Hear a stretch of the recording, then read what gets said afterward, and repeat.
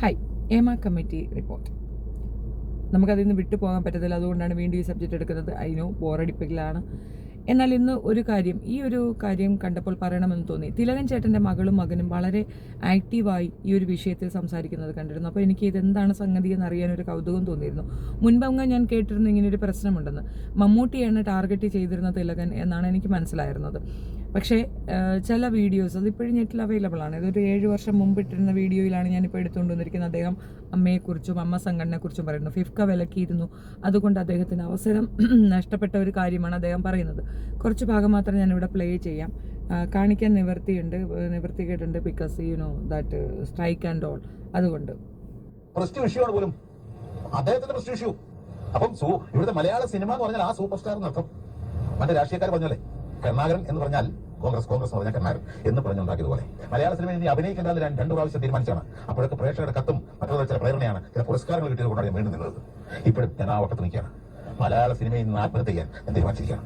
ഞാൻ പലരെയും വിളിച്ച് ചോദിച്ച കൂട്ടത്തിൽ ഞാൻ ഈ ഫിഫ്കയുടെ ജനറൽ സെക്രട്ടറി വിളിക്കാൻ പ്ലാൻ, പക്ഷെ അദ്ദേഹത്തെ എനിക്ക് വലിയ പരിചയമില്ല.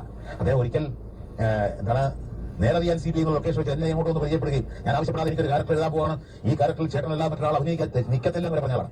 പിന്നെ അദ്ദേഹത്തിന്റെ മുഖം മാറിയതായിട്ട് ഞാൻ പലരും പറഞ്ഞു കേട്ടു. ഞാൻ വിനയൻ എന്ന് പറഞ്ഞ സംവിധായകന്റെ പടത്തിൽ അഭിനയിച്ചതായി പറയുന്ന കുറ്റം. വിനയനെ സംബന്ധിച്ച് പലർക്കും വിപരീത അഭിപ്രായം ഉണ്ടാകാം. അദ്ദേഹം കുറ്റക്കാരനാണെന്ന് പറയുന്നവരുണ്ടാകാം, അല്ലെന്ന് പറയുന്നവരുണ്ടാകാം. അതെനിക്ക് പ്രശ്നമല്ല, അത് തെളിയേണ്ട കാര്യമാണ്. വിനയന്റെ പടത്തിൽ തിലകൻ അഭിനയിക്കരുത് എന്ന് പറയാൻ ആർക്കാണ് അവകാശം? ഞാൻ പ്രേക്ഷകരോട് ചോദിക്കുന്നു. അഭിനയിക്കരുതെന്ന് പറയാൻ പ്രേക്ഷകർക്ക് അവകാശമുള്ളൂ. എന്ന് നിങ്ങൾ തിലകൻ അഭിനയിക്കരുതെന്ന് പറയുന്നു, അന്ന് നിർത്താൻ ഞാൻ തയ്യാറാണ്. പിന്നെ ഒരു കാര്യം മനസ്സിലാക്കണം, ഒരു നടന് തൊഴിലാണ് അവൻ അഭിനയിക്കാൻ പറയുന്നത്, പക്ഷെ കലയും കൂടാണ്. വെറും തൊഴിലല്ല, കല നമ്മുടെ സമൂഹത്തിന് ആവശ്യമാണ്. അതില്ലാതെ ഒരു സമൂഹം ഒരിക്കലും നല്ല രീതിയിൽ പോകില്ല. അതില്ലാതെ വരുന്നതിന്റെ കുഴപ്പം ഇന്ന് നമ്മുടെ സമൂഹത്തിലുണ്ട്. നമ്മുടെ ആളെ എടുത്ത് പടത്തിന് ഷൂട്ടിംഗ് തുടങ്ങി, അത് നിർത്തിവെച്ച് തന്നെ വിളിക്കുന്നത്. എനിക്ക് പാരം എടുത്തത് എൻ്റെ ഒരു സുഹൃത്തിന്റെ മകനാണ്, എൻ്റെ ഒരു വലിയ സുഹൃത്തിന്റെ മകനാണ്. ആ മകനും എൻ്റെ സുഹൃത്താണ്, ഞാൻ അംഗീകരിക്കുന്ന നടനാണ്. പക്ഷെ അദ്ദേഹം പിന്മാറേണ്ടിയിരുന്നു. പണ്ട് സുകുമാരനെ ഇതുപോലെ അമ്മ വിലക്കിയപ്പോൾ എനിക്ക് ഒരു ചാൻസ് വന്നു, സുകുമാരൻ അഭിനയിക്കേണ്ടതാണ്. ഷൂട്ടിംഗ് തുടങ്ങി 2 ദിവസം കഴിഞ്ഞ് എന്നെ വിളിച്ചു. ഞാൻ ചോദിച്ചതാണ് ഇപ്പോൾ വിളിച്ചത്. അത് എന്നെ പൊന്നിയാട്ടാ ഒന്നും പറയരുതേ, ഞങ്ങൾ സുകുമാരൻ സാറിനെ ബുക്ക് ചെയ്താണ്, അദ്ദേഹത്തെ വിലക്കിയിരിക്കുക. ഞാൻ അവിടെ ചോദിച്ചു, ഞങ്ങളാരും വിലക്കില്ല, പക്ഷെ ഇവിടെ വിലക്കിയിരിക്കണം. അങ്ങനെ അദ്ദേഹത്തിന് പകരം ഞാൻ അഭിനയിക്കാമെന്ന് ഞാൻ സമ്മതിച്ചിട്ട് ഞാൻ പറഞ്ഞു, സുകുമാരനെ ഞാൻ വിളിച്ചു ചോദിക്കട്ടെ, അത് കഴിഞ്ഞ് പറയാം.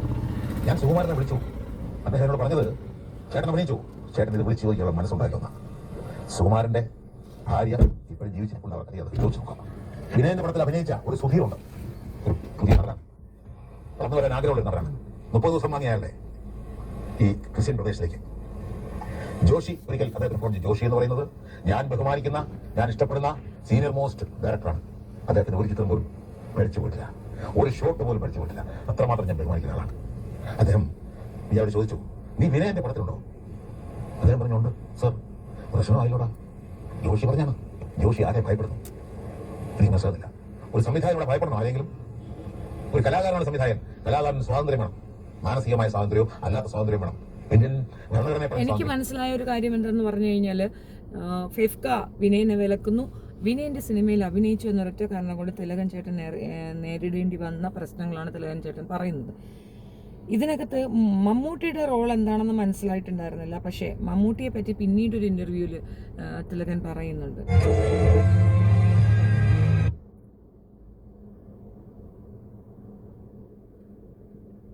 അന്ന് പറഞ്ഞത് ഇന്നും ഞാൻ പറയും.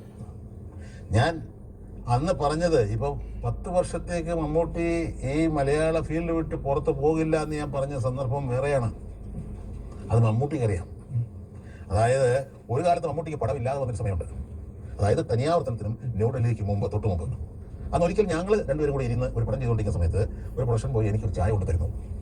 ഞാൻ ആ ചായ കുടിക്കൊണ്ടിരിക്കുമ്പോൾ മമ്മൂട്ടി പറയുന്നു, ഞാനും ഇതിൽപ്പെട്ട ഒരു നടനാണ് കേട്ടോ, നമുക്കൊരു ചായ താടാ എന്ന് പറഞ്ഞു. അപ്പോൾ ഞാൻ മമ്മൂട്ടി കുറ്റപ്പെടുത്തി, എന്താണ് അയാളോട് അങ്ങനെയൊക്കെ പോയത്? അല്ല ചേട്ടാ, ഇവനൊന്നും നമ്മളെ മൈൻഡ് ചെയ്യില്ല, കാരണം എനിക്ക് പടമില്ല എന്ന്. ഉടനെ അയാൾ പറഞ്ഞത് സാറിനോട് പറഞ്ഞില്ല, അതുകൊണ്ട് അങ്ങോട്ട് അയാൾ പോയി ചായ കൊണ്ട് കൊടുത്തു. പിന്നീട് പറഞ്ഞു തനിയാവർത്തനം എന്ന കഥയാണ് ഇഷ്ടപ്പെട്ടത്. ആ കഥ വായിച്ചതിന് ശേഷം എന്നെ വിളിച്ചിട്ട് ചോദിക്കുന്നു, ഇതിലെ അധ്യാപകന്റെ വേഷം എടുക്കാൻ പറ്റിയ ഒരു നടനെ പറയാമെന്ന്. CBMലയിലാണ് ചോദിച്ചത്. അദ്ദേഹം ജീവിച്ചിട്ടുണ്ടല്ലോ, ആർക്കാണെങ്കിലും ചോദിക്കാം. ഞാൻ ഒരു സംശയമില്ല പറഞ്ഞു മമ്മൂട്ടിന്ന്. ചേട്ടൻ ഇങ്ങോട്ട് വരാൻ പറഞ്ഞു. എറണാകുളത്തായിരുന്നു ഞാൻ താമസിക്കുന്നത്. എറണാകുളത്ത് അവർ താമസിക്കുന്ന ഹോട്ടലിലേക്ക് ചെന്നു. അപ്പോൾ എന്നോട് ചിരിച്ചിട്ട് പറഞ്ഞു, ഞങ്ങളുടെ മനസ്സിലത് തന്നെയാണ്. വെറുതെ ഒന്ന് ചോദിച്ചു, മോഹൻലാലാണ് എങ്ങനെയായിരിക്കും? ഞാൻ പറഞ്ഞു സ്റ്റുഡൻ്റ് ആയിരിക്കും. കാരണം അന്ന് മോഹൻലാലിന്റെ രൂപം അതായിരുന്നു. ഒരു അധ്യാപകന്റെ രൂപം കിട്ടില്ല, അതുകൊണ്ടാണ് പറഞ്ഞത് സ്റ്റുഡൻ്റ് ആയിരിക്കും. അങ്ങനെയാണ് മമ്മൂട്ടി ഇട്ടത്. അത് വളരെ മനോഹരമായി മമ്മൂട്ടി ചെയ്തു. ഇത് ഞാൻ കണ്ടു. പ്രശ്നമാണ് ഉറപ്പാണ്. മമ്മൂട്ടിയോട് ചോദിക്കാം, ആർക്ക് വേണമെങ്കിലും. അപ്പോൾ മമ്മൂട്ടി, പക്ഷേ പിന്നീട് ഈ മമ്മൂട്ടിയുടെ രീതികളൊക്കെ മാറി. അപ്പോഴാണ് ഞങ്ങൾ തെറ്റിയത്. ഈ മമ്മൂട്ടിക്കും മോഹൻലാലിനും തിലകൻ ചേട്ടനോട് എന്തെങ്കിലും പരിഭവമുള്ളതായി, എന്തെങ്കിലും ഒരു പരിഗണന കുറവുള്ളതായിട്ട് തോന്നിയിട്ടില്ല. പക്ഷേ അവരോട് പഴയ തരത്തിലുള്ള ഒരു സ്നേഹം ഊഷ്മളമാണ്. അത് ഒരു ജ്യേഷ്ഠനോ അല്ലെങ്കിൽ അമ്മാവനോ അല്ലെങ്കിൽ അച്ഛനോ ഒക്കെ കുറച്ച് പേർ കരുതാവുന്നേ ഉള്ളൂ. അവരെക്കാൾ എത്രയോ പ്രായത്തിന് മൂത്തയാളാണ് ഞാൻ. അവർ തന്നെ പറഞ്ഞത് എനിക്ക് വയസ്സായി, ഞാൻ ഇരിപ്പിലാണെന്ന് നെടുമുടി വേണു പറഞ്ഞു. അപ്പം ഞാൻ ഇരിക്കുന്ന ഒരാളാണോ? എക്സാക്ട്ലി. പ്രായം ചെന്ന ഒരു മനുഷ്യനായിരുന്നു, സീനിയർ ആയിരുന്നു, നമുക്കൊക്കെ ഒരുപാട് അവസരങ്ങൾ നേടിത്തന്ന ഒരു വ്യക്തിയായിരുന്നു എന്നൊരു പരിഗണന പോലും നടത്താതെ മമ്മൂട്ടി ഉൾപ്പെട്ട ആ 15-അംഗ സംഘം അദ്ദേഹത്തെ നീക്കി നിർത്തിയെന്നാണ് അദ്ദേഹം പറയുന്നത്. 15-അംഗ സംഘത്തിൽ ഒരാളെ ഫൈൻഡ് ഔട്ട് ചെയ്തതായിട്ടാണ് ഞാൻ മനസ്സിലാക്കുന്നത്. ഒന്നല്ല, ഒന്നിൽ കൂടുതൽ പേരുണ്ട്. ഇതിലൊരു മന്ത്രിയും കൂടെ ഉണ്ട് എന്ന് പറയുന്നുണ്ട് വിനയൻ. അങ്ങനെയാണെങ്കിൽ പൂർണ്ണമല്ലേ? അങ്ങനെ ഒരു മാഫിയ സംഘം അവർക്കിടയിൽ ഉണ്ടെങ്കിൽ അതല്ലേ ഏറ്റവും ഭീകരമായ ഒരു കാര്യം? എന്തുകൊണ്ട് ആരും ഇതിനെ എതിർക്കുന്നില്ല എന്നൊരു ചോദ്യമുണ്ട്. എന്തുകൊണ്ട് ഇതിനകത്ത് നടക്കുന്ന അന്യായങ്ങളെപ്പറ്റി ആരും ചോദ്യം ചെയ്യുന്നില്ല? കൂട്ടായ്മകൾ എപ്പോഴും നല്ലതാണ്, തർക്കമില്ല. അവരുടെ പ്രശ്നങ്ങൾ കൈകാര്യം ചെയ്യാൻ ഒരു കൂട്ടായ്മ ഉണ്ടാകുന്നത് നല്ലതാണ്. പക്ഷെ ആ കൂട്ടായ്മ മുഴുക്കം റോങ് പേഴ്സൺസ് ആണ് എന്നുണ്ടെങ്കിൽ, അതിന് തലപ്പത്തിരിക്കുന്ന ഭരണാധികാരികളായിട്ട് ഇരിക്കേണ്ടവർ എല്ലാം തന്നെ റോങ് ആണ് എന്നുണ്ടെങ്കിൽ അതുണ്ടാകുന്ന ഭീകരത എന്താണെന്ന് ഞാൻ പറയാതെ ഇപ്പോൾ വ്യക്തമായില്ലേ? സിദ്ദിഖിനെ തന്നെ എടുത്തു നോക്ക്. പ്രസിഡന്റ് അത്രേ, എന്നിട്ട് റേപ്പിസ്റ്റാ. വളരെ ഭീകരമായ ഒരു പെൺകുട്ടിയെ റേപ്പ് ചെയ്ത ശേഷം നീ പുറത്തേക്ക് പോയിക്കോ, നീ പറഞ്ഞാൽ ഒരാളും വിശ്വസിക്കത്തില്ല എന്ന് ധൈര്യസമേതം പറയണമെന്നുണ്ടെങ്കിൽ അയാൾക്ക് അത്രയും പിൻബലം ഉണ്ടായിട്ട് തന്നെയല്ലേ? ഇതേപോലൊരു അവസ്ഥയിൽ കൂടെ തന്നെയല്ലേ തിലകനും കടന്നു പോയിട്ടുള്ളത്. ഇപ്പോൾ ആ പെൺകുട്ടി അനുഭവിച്ച അതേ വേദനകൾ ഇത്രയും സ്ട്രോങ് ആയ, ഇത്രയും ശക്തനായ ഒരു നടൻ അനുഭവിക്കേണ്ടി വന്നു എന്നുള്ളത് അവരുടെ മക്കൾ പറയുമ്പോഴേ നമുക്ക് മനസ്സിലാകുന്നുള്ളൂ. ഒറ്റപ്പെടുത്തപ്പെടുകയും അവഹേളിക്കപ്പെടുകയും അടിക്കാൻ കൈയോങ്ങുകയും ഒക്കെ ചെയ്ത, വയസ്സിന് പോലും മര്യാദ കൊടുക്കാതെ ഇത്രയധികം പീഡനം അദ്ദേഹത്തിന് കൊടുക്കാൻ മമ്മൂട്ടിക്കൊന്നും നാണമില്ലേ? ഈ പച്ചല ചിരിക്കും പഴുത്തല വീഴുമ്പോൾ നമുക്കും ഇതേ ഒരു അവസ്ഥ വരുമെന്നുള്ളൊരു ചിന്തയെങ്കിലും വേണ്ടേ? പലപ്പോഴും മമ്മൂട്ടി മൗനമാണ്. പല പ്രശ്നങ്ങളും ഇപ്പോൾ സിനിമയെ ബേസ് ചെയ്തുകൊണ്ട് ഒരുപാട് പ്രശ്നങ്ങൾ വരുമ്പോഴൊക്കെ മമ്മൂട്ടി മൗനമായിരിക്കുന്നതാണ്. സിനിമയെന്നല്ല, പുറത്ത് എന്ത് വിഷയങ്ങളാണെങ്കിലും മമ്മൂട്ടി വളരെ മൗനമായിരിക്കുന്ന കാണാം. നമ്മൾ വിചാരിക്കും വളരെ ജെനുവിനാണ് അല്ലെങ്കിൽ ഭയപ്പെട്ടിട്ടാണ്. ഒന്നുമല്ല. അതാണ് ഏറ്റവും ക്രൂക്കഡായ ഒരു മെൻറ്റാലിറ്റി എന്ന് ഞാൻ പറയും. കാരണം അനാവശ്യമായ ഒരു പ്രോബ്ലത്തിലേക്ക് ഞാനില്ല. ഞാൻ വളരെ സേഫ് സോണിൽ നിന്നുകൊണ്ട് ആവശ്യത്തിന് വേണ്ടിയുള്ള കാര്യങ്ങൾ ചെയ്തു കൂട്ടുക എന്നുള്ളതാണ്. ചില തമാശകൾ ഞാൻ കണ്ടിട്ടുണ്ട്. മുകേഷൊക്കെ പറയുന്നതാണ്, പെണ്ണുങ്ങളുമായിട്ടൊന്നും ഒരു റിലേഷൻഷിപ്പുമില്ല, പെണ്ണുങ്ങളുമായിട്ടൊന്നും സംസാരിക്കത്തില്ല, നീക്കി നിർത്തും, അങ്ങനെയൊക്കെ. കസബ പോലുള്ളൊരു സിനിമയിൽ പുള്ളി കാണിച്ച ഒരു തോന്നിവാസത്തിനെ പാർവതി തിരുവത്ത് ചൂണ്ടിക്കാണിച്ചു എന്നൊരൊറ്റ കാരണം കൊണ്ട് പാർവതിക്ക് നിഷേധിക്കപ്പെട്ട കുറേയധികം അവസരങ്ങളുടെ കാരണക്കാരൻ മോഹൻലാലാണെന്നാണ് ഞാൻ തെറ്റിദ്ധരിച്ചിരുന്നത്.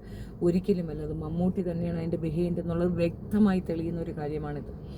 പാർവതിക്ക് ഏർപ്പെട്ടിരുന്ന ആ ഒരു മോശം, അതുകൊണ്ട് ഉണ്ടായ ലാഭം ഇന്ന് ഇത്രയധികം ആൾക്കാരെ അവരുടെ യഥാർത്ഥ മുഖം പുറത്തേക്ക് കൊണ്ടുവരാൻ സഹായകമാകുന്ന രീതിയിൽ ഒരു കമ്മിറ്റി ഉണ്ടാക്കിയെടുത്തുന്നതാണ്. പിന്നെ സംശയം ഉള്ളവർക്ക് വേണ്ടിയിട്ടൊരു എക്സ്പ്ലനേഷനാണ്. ഹേമ കമ്മിറ്റിയാണ്, കമ്മീഷനല്ല. ഒരു കമ്മീഷനാണ് എന്നുണ്ട്. കമ്മീഷൻ തമ്മിലുള്ള ഡിഫറൻസ് ആണ് പറയുന്നത്. ഈ കമ്മീഷൻ, ഇപ്പോൾ വനിതാ കമ്മീഷൻ, അവർക്ക് സ്വമേധയാ കേസെടുക്കാം. ഹേമ കമ്മീഷന് കേസെടുക്കാനുള്ള അധികാരമില്ല. ഈ കമ്മിറ്റി റിപ്പോർട്ടാണ് കൊടുക്കുന്നത്. അത് ഞാൻ പറഞ്ഞല്ലോ, നമ്മളുടെ സംവരണാടിസ്ഥാനത്തിൽ മുമ്പ് എടുത്തിരുന്ന ഒരു റിപ്പോർട്ട്, ആ റിപ്പോർട്ട് പോലൊരു റിപ്പോർട്ടാണിത്. ഈ റിപ്പോർട്ടിൻ്റെ അടിസ്ഥാനത്തിൽ ആർക്കെങ്കിലും പരാതികൾ ഉണ്ടെങ്കിൽ മാത്രമേ പോലീസിനും കേസെടുക്കാനുള്ള അധികാരമുള്ളൂ. ഇതാണ് കൃത്യമായിട്ടുള്ളത്. പക്ഷേ സ്വമേധയാ കേസെടുക്കാൻ പറ്റുന്നൊരു വിഭാഗം ഇവിടെയുണ്ട്, വനിതാ കമ്മീഷൻ.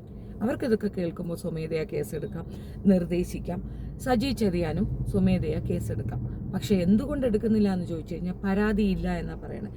കേസെടുക്കുന്നതിൽ എന്താ പ്രശ്നം? കേസെടുത്ത് നോക്കൂ, പരാതിക്കാരിയാകേണ്ട കാര്യമില്ലല്ലോ. ഇപ്പോൾ ഒരു റേപ്പ് നടന്നു എന്ന് വയ്ക്കുക, ഫോർ എക്സാമ്പിൾ. ആ റേപ്പിനെ കേസായി കഴിഞ്ഞാൽ പിന്നെ ഈ റേപ്പ് വിക്റ്റിമായിട്ടുള്ള കുട്ടി ആരായിരുന്നാലും, അതാണായാലും പെണ്ണായാലും, അവർ സാക്ഷികളാണ്. പിന്നെ യഥാർത്ഥത്തിൽ വാദി എന്ന് പറയുന്നത് ഈ പറയുന്ന ഗവൺമെൻറ്റും പ്രതി എന്ന് പറയുന്നത് ചെയ്തവരുമാണ്. അങ്ങനെയാണ് പോകുന്നത്. പോക്സോ കേസ് അതും അങ്ങനെ തന്നെയാണ്. വാദിയാണ് പിന്നെ ശരിക്കും പറഞ്ഞാൽ ഗവൺമെൻറ് വരിക, പ്രതികൾ മറ്റവരും. ഈ ഉപയോഗിക്കപ്പെട്ട അല്ലെങ്കിൽ ഇതുപോലെ പീഡിപ്പിക്കപ്പെട്ട കുട്ടികൾ സാക്ഷികളാവുകയാണ് ചെയ്യുന്നത്. അങ്ങനെയാണെങ്കിൽ നിയമം ഇവിടെ അനുകൂലമായി നിൽക്കുന്നു. ഈ കമ്മിറ്റി റിപ്പോർട്ടിൻ്റെ അടിസ്ഥാനത്തിൽ ആരെങ്കിലും മുൻപോട്ട് വന്ന് ഞങ്ങൾക്ക് ഇങ്ങനെ ഒരു അനുഭവം ഉണ്ടായിട്ടുണ്ട് എന്ന് പറഞ്ഞാൽ അവരെ സാക്ഷിയായി പരിഗണിച്ചുകൊണ്ട് ഈ കേസ് എടുക്കാമെന്നുള്ളതേ ഉള്ളൂ. എന്തുകൊണ്ട് ചെയ്യുന്നില്ല എന്നുള്ളതിൻ്റെ തെളിവാണ് പണി ടാക്സ്. Money power. അത് എന്തിൻ്റെയും മുകളിലാണ് എന്നുള്ളതാണ് വസ്തുത. തിലകൻ ചേട്ടനുണ്ടായ അപമാനത്തിൻ്റെ പ്രതിഫലനം, അല്ലെങ്കിൽ അദ്ദേഹം നേരിട്ട അനുഭവിച്ച വിഷമത്തിൻ്റെ ആഫ്റ്റർ എഫക്റ്റ് ഇവർക്കൊക്കെ കിട്ടുന്നു. കർമ്മ സ്ലാപ്സ് ദം വെരി ബാഡ്ലി എന്നൊക്കെ മകനും മകളും ഒക്കെ അവകാശപ്പെടുമ്പോൾ ഞാൻ പറയുന്നത് കാലങ്ങളോളം കാത്തിരിക്കേണ്ടി വന്നു എന്നുള്ള 14 വർഷത്തോളം നമുക്കിതൊന്നും മനസ്സിലായിട്ടുണ്ടായിരുന്നില്ല. പലരും വ്യക്തമായി ഒളിഞ്ഞും തെളിഞ്ഞും ഒക്കെ നമ്മളോട് പറഞ്ഞുകൊണ്ടേയിരുന്ന കാര്യങ്ങളാണ്. ഈ കാര്യങ്ങളൊക്കെ തന്നെ വളരെയധികം സൂചനകൾ തന്നിട്ട് പോലും ഇതിനെതിരെ ആക്ഷൻ എടുക്കാതിരുന്നതിൻ്റെ റീസൺ തലപ്പത്തിരിക്കുന്നവന്മാരാണ് ഇതിൻ്റെ ശരിക്കായിട്ടുള്ള മെയിൻ കൊണാണ്ടേഴ്സ്. അതുതന്നെയാണ് പ്രശ്നം. ഇതിനെതിരെ ഇനിയെങ്കിലും ശക്തമായ നടപടികൾ ഉണ്ടാകുമെങ്കിൽ ഉണ്ടാകട്ടെ, അതൊരു പ്രതീക്ഷയാണ്. ഈ ഒരു കമ്മിറ്റി കൊണ്ടുള്ള ആകെ ഉണ്ടായ ലാഭം സത്യം പറഞ്ഞാൽ കുറച്ച് യൂട്യൂബേഴ്സിന് കണ്ടന്റ് കിട്ടി, കുറച്ചധികം പേർക്ക് സമയം പോകുന്നുണ്ട്, കുറേ അധികം പെണ്ണുങ്ങൾക്ക് അവരുടെ കാര്യങ്ങൾ പറയാൻ സാധിക്കുന്നുണ്ട്. അതിനപ്പുറം ഇതുകൊണ്ട് പ്രത്യേകിച്ച് ഫലമൊന്നും ഉണ്ടാകുമെന്ന് എനിക്ക് തോന്നുന്നില്ല. കേസ് എടുക്കാത്തിടത്തോളമാണ് എൻ്റെ അഭിപ്രായം. കേസ് എടുത്താൽ ആക്റ്റീവായി 1-2 പേർക്കെങ്കിലും പണിഷ്മെൻറ്റ് കിട്ടിക്കഴിഞ്ഞാൽ ഇനി ഒരുത്തൻ ഇതുപോലെ റൂമിലേക്ക് വിളിക്കുകയോ ഇതുപോലെ പോക്കർത്തരങ്ങൾ പറയുകയോ ചെയ്യില്ല. പെണ്ണെന്നാൽ ഇതിന് മാത്രമുള്ള ഒരു സംഗതിയാണെന്നൊരു കൺസിഡറേഷൻ അല്ലെങ്കിൽ ഒരു കൺസെപ്റ്റ് അത് ഉണ്ടാക്കിക്കൊണ്ട് വന്ന ഈ സമൂഹത്തിനുള്ള ഏറ്റവും നല്ല തിരിച്ചടിയാണ് ഹേമ കമ്മിറ്റി. ഒരുപാട് കാര്യങ്ങളുണ്ട്.